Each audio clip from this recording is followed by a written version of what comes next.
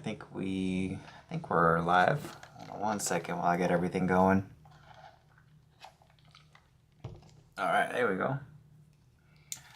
Cool. Welcome to today's Q&A, guys. Today is Tuesday, May 20th, and this is our Q&A call for this week. So I'm here with you guys for the next half hour or so. So feel free to type any questions in the chat. I'm actually just going to put a little prompt here on screen so you got anybody that's joining throughout the call can know what we're trying to do today. So one moment.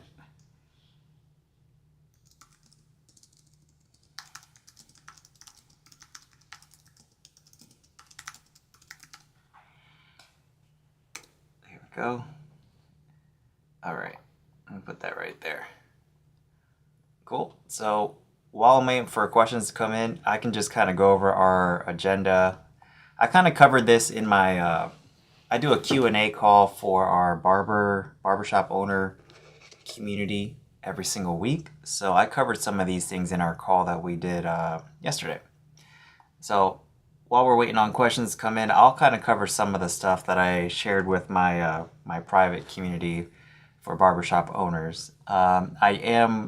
There's a course that I'm working on right now about how to get better at rebooking, which is one of the easiest ways to increase your frequency of visit, get clients to come in more frequently, make more money. There's really not a lot of downsides to rebooking. So I'm actually almost done with that course. I'll be releasing it inside of my paid community for free for those members, and then I might make it available for everybody inside of my free group. So if you guys don't feel like you need the coaching that comes with the paid community that I have, the Barbershop Owner Mastermind, and you just want access to the course, there are some courses that I made available that you can just get the course. You don't need to pay monthly to be inside the community. You can find those inside of my Barber Mastermind community. It's free. So that's what I've been working on as far as for you guys, for the community. I'm getting a lot of questions in the community and on some of the calls that I do, the private one-on-one calls that I do, about the best strategy as far as booth rent, commission. If you're going to go the commission route, what's the best way to go about that? And I think that ultimately the answer to a lot of the questions that you guys are going to ask me is it depends. It depends on your goal. Because there's not really one way, I think. There's not one way that is going to work for everybody. So I think you should be hesitant to listen to people that claim to know the best way, right? Because it depends.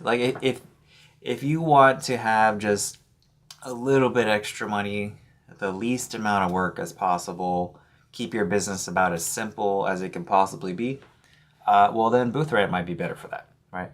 But if you're trying to build a business that makes it so you don't necessarily have to be there, and it's a lot more profitable, but you're okay with the fact that it's going to be a lot more work and you're going to have to constantly be hiring barbers, staying on top of them, making sure they're not stealing, making sure that they're holding up your standards as a business, well then commission and the hourly route might be better for that.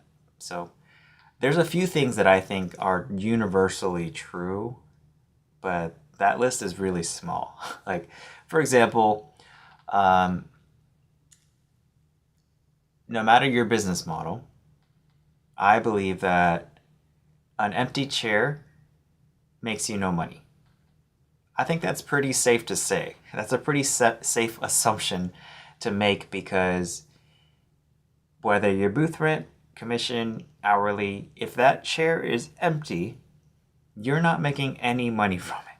So if it's a booth rent, you don't have a barber that's paying you rent. If it's commission, there's not a barber that's generating revenue, right? Both, and you have to have it occupied on both sides. You have to have somebody in the chair paying for their haircut, and then you have to have somebody behind the chair that's actually generating the revenue. So that's one of the few things that I think is true across in every platform or in every business structure in our type of business is an empty chair makes no money. But there's very few like laws that I found that are true like that. Another one that I think is also true, no matter what type of business you're in, as far as barbershops go, is that the more you retain clients, the faster your business grows. That's a pretty, I think that's pretty, unless that's pretty common sense, but it's one of those things that not a lot of people really realize this, because if you have been cutting hair for more than a few years, but you are not getting busier, then that's a sign that you're probably not retaining clients. And I went to a conference a few weeks ago, or not, it was a few months ago in Las Vegas, and I finally kind of learned that there are some exceptions to this rule. So even this rule is not true in every case. But like, let's say you have a barbershop that's in an airport or a very just tourist heavy area, right? Where most of the people that go there aren't necessarily going to be people that live there and intend on coming back. Well, if that's the case, well, then you don't want to be really optimizing your business around retention, right? But I think very few people that are probably watching this call and that you know, just in general, probably don't fall into that category. Like, you probably live in an area where people that are coming to see you hopefully live in that area, and if you retain them and they're happy with their haircut, then they come back. So that is the game, right? Unless you're in a city or in a barbershop where the majority of your clients are just visiting, right, or just passing through, then the only way to really grow your business without spending a ton of money on marketing is to keep the same people coming back. Easier said than done, for sure. But we are working on some things that have really improved our client retention over the last few years. Even the software company that I work with was pretty impressed with how our retention has gotten to the point where we're retaining, I think the last time I looked, we were somewhere between 83 and 85% client retention for our existing clients, for our repeat clients. So that means, somewhere between 8 and 9 out of every clients that come to us come back, right? For the repeat clients. Now, new clients are a lot more challenging. We're closer to the mid 30% range right now, which honestly, like, not happy with that number. It's actually like right at the industry standard. Like, I think 30 to 35% is about industry standard in terms of what you can expect to retain for new clients. But we don't want to just be at industry standard. We want to be at above average, right?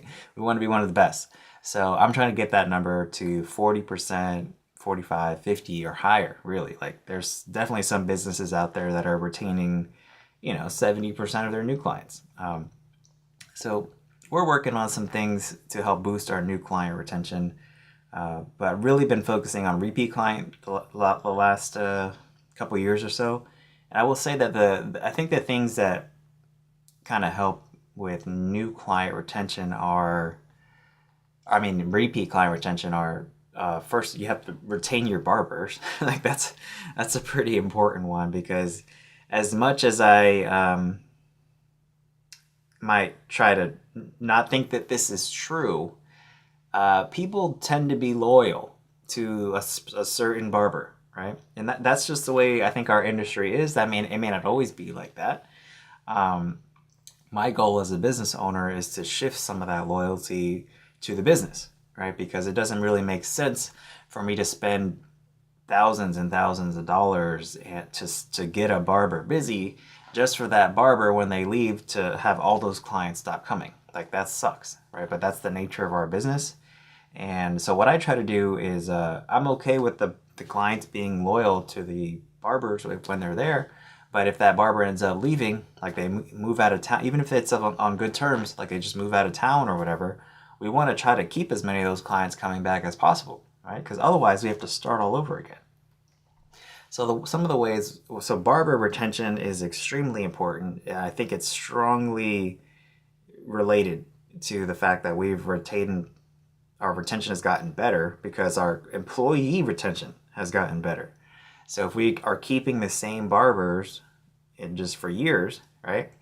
That equates to keeping a lot of the same clients, right? And these barbers do get busier. So one of the challenges that we're actually running into with having such high repeat client retention is that it's getting harder to retain new clients, especially the barbers that are really, really busy, the ones that are booked all day, every day. I'm starting to notice that some of their new client retention is starting to suffer because I know that it's probably those new clients want to come back, but that barber that they ended up booking with on their first visit is probably so busy that they don't have time for them, right?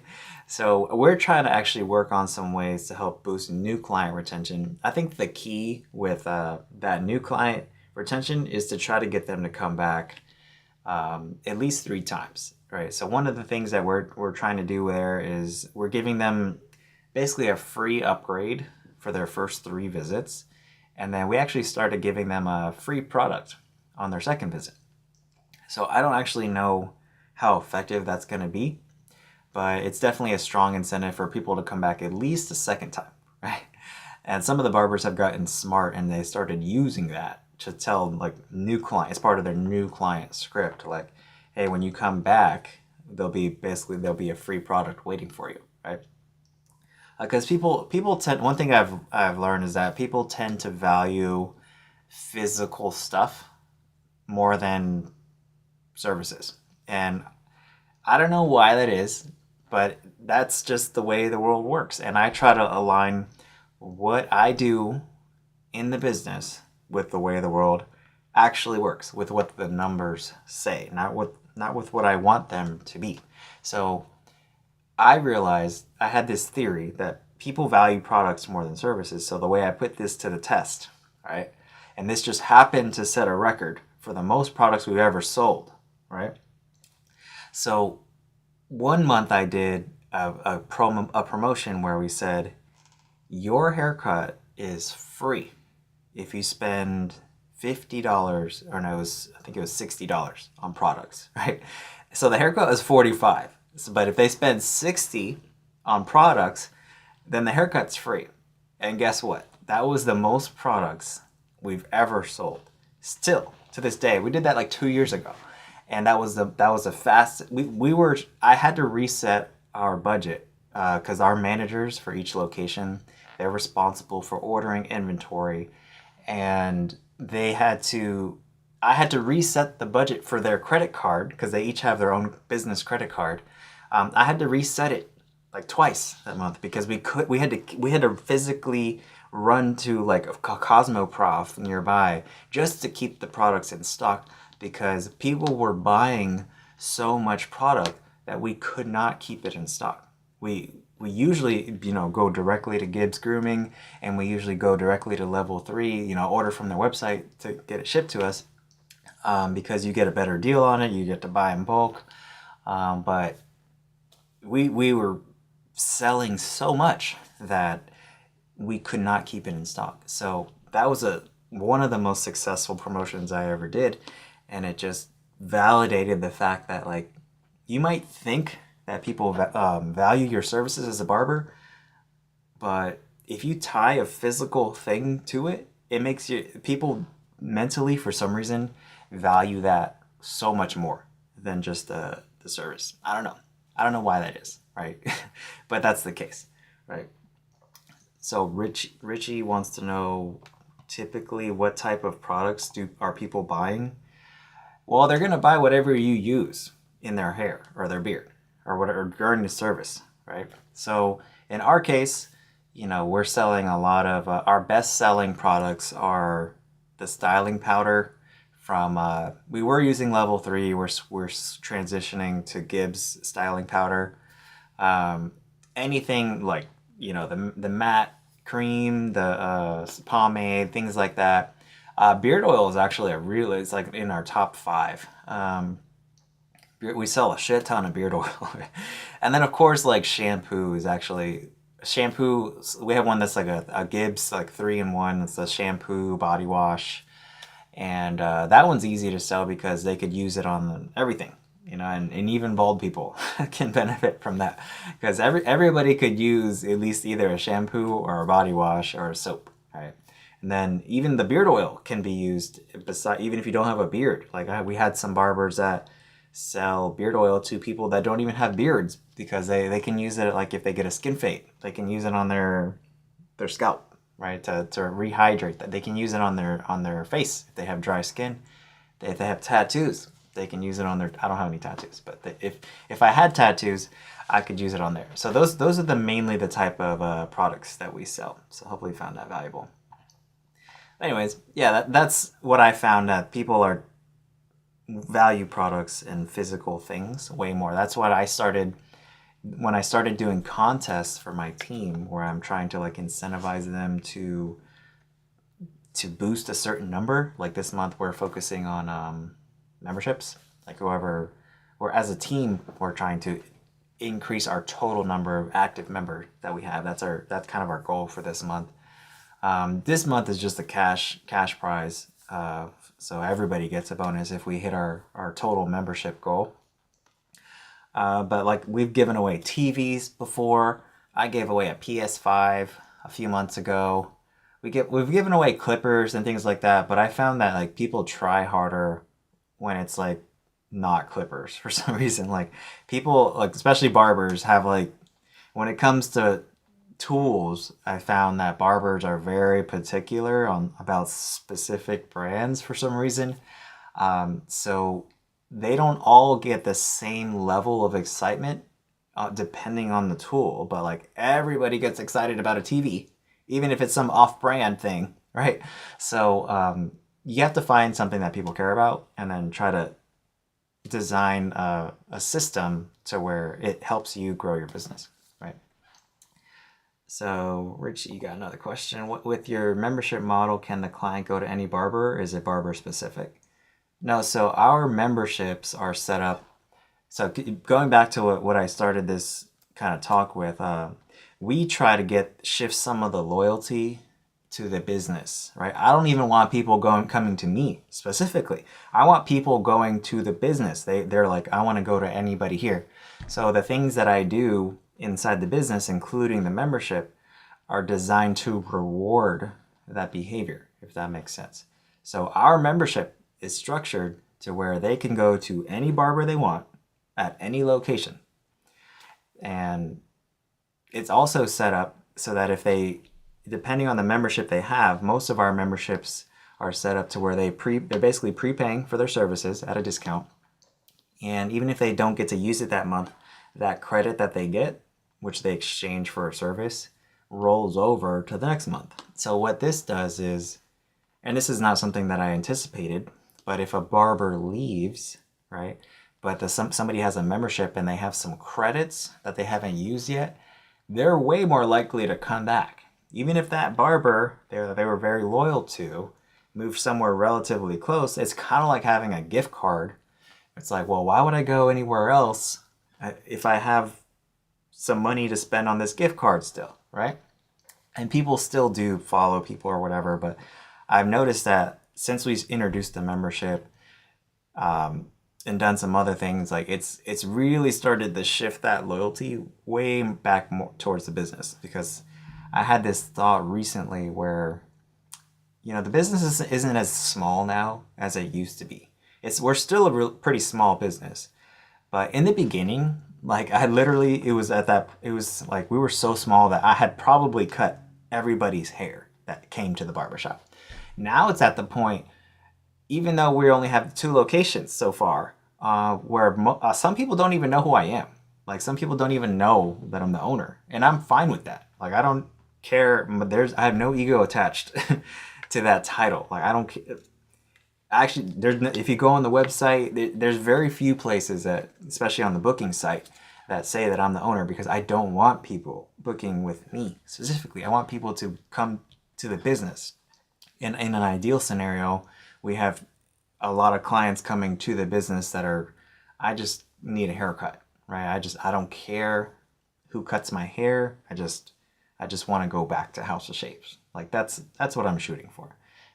We may never reach that goal, but any franchise, especially food franchise. Now, food's totally different, but I get that. But like, this is one of the things that I strive for is like, how can we get to the point where our business is so consistent, so simple that the clients just don't care who cuts their hair at that point because they know everybody there is good. So it's kind of like, can you imagine going to like a Chick-fil-A, and like, you're not going to order your sandwich unless so and so is in the back cooking. Probably something that doesn't happen, right? So it's because you go there for the product. You go there because no matter no matter what teenager is working in the back, your food should come out the same. So that's actually what I'm striving for as a barbershop. Way harder to do with services. I'll give you that. If we figure it out, then that's ideally what we're gonna transition into, where it's people are just coming to us just because they trust the brand, right? And that means that part of the hardest part about my job is getting rid of people that don't align with that. Like letting barbers go that aren't able to meet the standards, whether it's time, whether it's quality, whether it's whatever. If people, that's what I think causes barber loyalty, is like, because people have in the past, I think, gone to different people and their haircut looked different every single time. So once the one person that they went to got it right, they're like, well, I'm just going to stick with you because every time I go somewhere else or go to somebody else, it's never the same. So I think this is one of the things that a lot of barbers don't understand, and people want consistency. They don't give a shit about the best haircut that you ever gave them, but that was like 3 haircuts ago, and they haven't been able to get the same haircut from you since. People want the same every time. If that wasn't true, then franchises wouldn't be a thing. Like, we would all be just small businesses, and there wouldn't be such a thing as supercuts and great clips or whatever, right? It's people want the same thing, and they might even be willing to take. I've actually done surveys. I'm not just actually speaking out of my butt here. Like, I've actually asked clients, like, would you take a 9 or 10 out of 10 quality haircut, but it was like every other time? Or would you take a slightly less good haircut, but it was the same every single time? Everybody said that they wanted the same every time. People want consistency. They don't like when things are always changing. This goes for clients. This goes for barbers, right? As business owners like me, I like changing stuff, but it's actually not the way most of the world works. Most people like to have their expectations met or exceeded, right? So I don't know how I got into that little rant there, but consistency is the most important thing. First, be able to do a good quality haircut, then be able to do it consistently every single time. Taking notes on your clients helps with that. Taking pictures of your clients' haircuts when it's done, sending it to them helps with that, because you're just like, hey, I'm going to send this to you and you can post it as content, and then you just show it to me next time. Or what I've done is I've done video notes where you can take a short, like 30-second video, walk around their hair when it's done, or you can spin the chair around and just say out loud what you did. And some of our best performing ads were what I call video notes, where I just like explained out loud what I was doing. And I just happened to run it as an ad, and that brought in clients. But that wasn't actually the goal. I just wanted to make a video that I could send to the client, be like, show this to me next time, and that way I know exactly what to do, right? So it takes notes to a whole nother level when you have like video notes and stuff like that, pictures and written notes. Anything is better than nothing, and just trying to go off memory, like, I guess this is what we did last time, and that's what leads to the inconsistencies when you're guessing. essentially, right? Or when you don't have a system for how you do the haircut. Like I try to do the haircut the same way every single time with every client, right? If I don't change my system, I don't constantly buy new clippers and trimmers, because that could, even the little slight difference in the clippers could change the way you do the haircut now, right? So I just try to use the same tools until they break, and then I replace them. But I do it the same way with the same tool every single time. And then that's what leads to consistency, and then taking notes. And then, what is this question? You saw, is this in Zenati, the video notes? We do have the ability to save pictures into client profiles in our system, in Zenati, but we don't do the videos. With the videos, I typically just take it with the shop we have a shop cell phone, because I don't want people to have my phone number.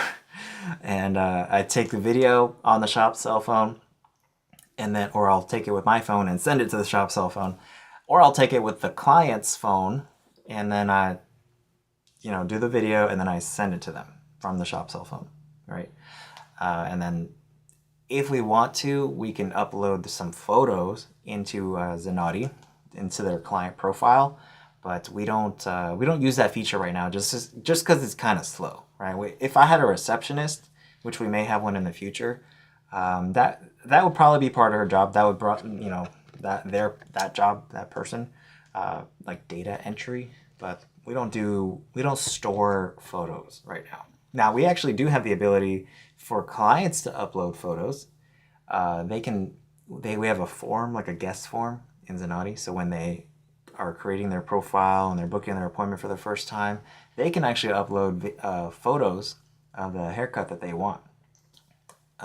So that's also pretty useful, but it's not something that a lot of people do, to be honest, because it's not mandatory. Like we could probably try to figure out a way to force people to send us photos, because it is one of the most effective ways to prevent miscommunication between the barber and the client. If you might not be able to explain what you want as a client, but if you can show the barber what you want, well, that's going to lead to a lot less chance of error. Right? Even if the barber doesn't speak the same language as you, if you have a picture, like here, this is what I want, that goes a long way. So, but I do think that if you have the ability to store photos of a client's hair, like in their notes, oh man, that takes notes to a whole new level, right? Because notes, depending on who typed the notes in, might be hard to even understand. It might make it worse, right? Depending, because we don't have a standardized way of doing notes yet. So it's kind of all over the place as far as how our notes are written, But pictures are a lot less hard to misinterpret. It's like, this is what I want. I get like that in the picture, exactly like that. Like, yep, just like that, right? And as long as that person's hair is kind of close to what's in the picture, I'm like, okay, no problem, I got you. But notes, typed notes, sometimes those can be misinterpreted depending on who wrote them and who's reading them, right? Because in our shop, we have clients that, they don't care like who cuts their hair, It's like, I'll just go with whoever's available. So it's because not having a standardized way of doing notes, sometimes it almost makes the problem worse, right? It's like, I can't even read this, or this note hasn't been updated since 2 years ago, Yeah, man, you got it. Building your software for barbers. So yeah, I have a whole video on my YouTube channel. If you want the part of the reason I checked that out, because I love my software. I'm probably going to use it forever. But I made a video on my YouTube channel about like the thought process that I went through with choosing my software. So as you can see, because a lot of people ask me what I use, and it's not that I'm tired of asking the question or getting asked the question, but I thought I could make this video for anybody that's wondering what I use and why. I made a video. I think it's actually one of my newer videos too that I posted in the last few weeks. I have been really slacking on the YouTube content. I'm actually dialing back the amount of times that I'm posting, like on Instagram and everything else. to free up time to make more YouTube content, because I feel like that's more useful for you guys rather than the shorts, right? I want to really do a deep dive on specific topics. Like one of the common questions that I get asked a lot is, what is a good commission to pay barbers? That is going to be a really in-depth video, right? It's probably going to be one of the next videos I make, because it's such a common question that I get. And you're gonna have to just wait for the video, but it's basically like, it's a math problem, and I'm gonna walk through the math to figure out, well, this is how you figure out what that number is, and what you guys are gonna be surprised at what the number ends up being, right? Because I have some beliefs on that, and I think that I made this mistake too. I made this mistake of overpaying people, and it almost killed our business multiple times, right? Even now, our payroll is still higher than what I would like it to be. But I like to be generous, and I like to give my barbers, a lot of money. But at the same time, like, you got to take care of your business. And like, my intention is to grow. So that's going to take money. So I have to make sure the business is also taken care of. So that's actually the hard part. I find, for me, I find that's one of the things I struggle with the most, is fighting the urge to just constantly give my barbers more, but also protect the business, because they're both important.